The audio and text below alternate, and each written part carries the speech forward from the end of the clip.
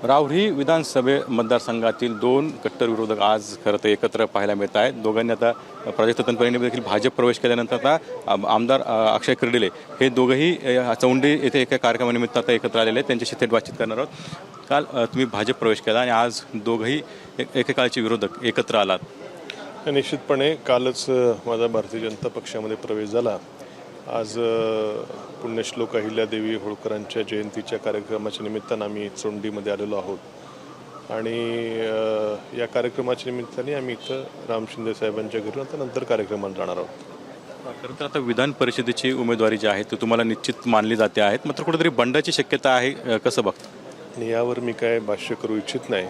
मी कालच पक्षप्रवेश केलेला आहे। शेवटी हे वरिष्ठ पक्षाचे वरिष्ठ लोक त्या उमेदवारीच्या बाबतीत निर्णय घेतील। मी त्याच्यावर कुठले आत्ता भाष्य करू इच्छित नाही। पण उमेदवारी संदर्भात काही चर्चा झाली का? काय नाही, त्याबद्दल मी आत्ता काही भाष्य करू इच्छित नाही। शेवटी त्यावर बोलण्याचा अधिकार पक्षाच्या वरिष्ठ लोकांना आहे। मी सर्वांच्या गाठीभेटी घेतो। वरिष्ठ त्यांना जे योग्य वाटेल तो निर्णय घेतील। आता तुम्ही दोघे एकत्र आल्यानंतर भविष्यात मतदारसंघात किंवा जिल्ह्यामध्ये काय कितपत फायदा होईल?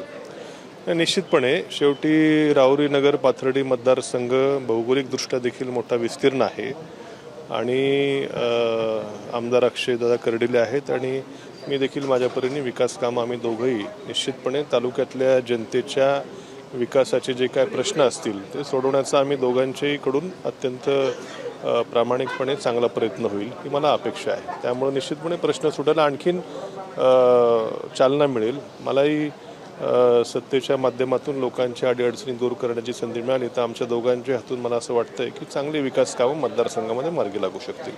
खरं तर थोड्या वेळापूर्वी दोघे एकदा चर्चा करत होता, नेमके चर्चेचे विषय काय होता? कारण एकेकाळी विरोध आम्ही बघितला होता। ते आम्ही त्यांच्या विरोधात कोण होतं, माझ्या विरोधात कोण होतं, कोणी कोणाला काय केलं याची आम्ही गुप्त त्या ठिकाणी त्याच्यामुळं कोणी आम्हाला आता काय हे टाकले असेल दोघांनाही त्यांचं काय करायचं ह्याचं चर्चा चालू होती।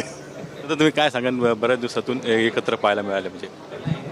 आता काल प्राजक्त दादा तनपुरे यांनी भारतीय जनता पार्टीमध्ये अधिकृत प्रवेश केला आहे। आज चोंडीमध्ये आम्ही अहिल्यादेवी होळकर यांची जयंती साजरा करण्याकरता राम शिंदे साहेब यांच्या मार्गदर्शनाखाली दोघंही उपस्थित राहिलोत।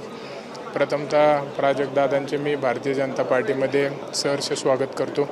योग्य त्यांनी निर्णय जनतेच्या सेवेकरता सत्तेमध्ये जाण्याचा घेतलेला आहे। नक्कीच येणाऱ्या काळामध्ये राहुरी नगर पाथर्डी हा मतदारसंघ भौगोलिकदृष्टी फार मोठा आहे आणि ह्या मतदारसंघामध्ये प्रश्न भरपूर आहेत आणि भाग वेगळे असल्यामुळं अनेक सर्वसामान्यांना अडचणी रोजच्या जीवनामध्ये येतात। फायदा होईल कारण तुम्ही दोघे एकत्र 100% तुम्हाला येणाऱ्या काळामध्ये फायदा झालेला पाहायला मिळेल। जशी त्यांनी तुम्हाला मदत केली आता त्यांना देखील तुम्ही मदत करणार?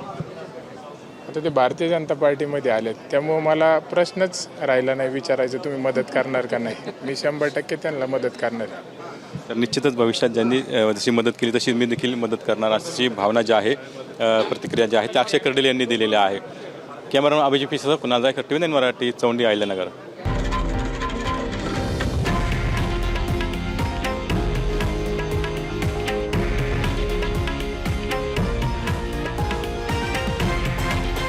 हे आहे देशातील नंबर 1 न्यूज नेटवर्क आणि आपण पाहत आहात TV9 मराठी, एकमेव।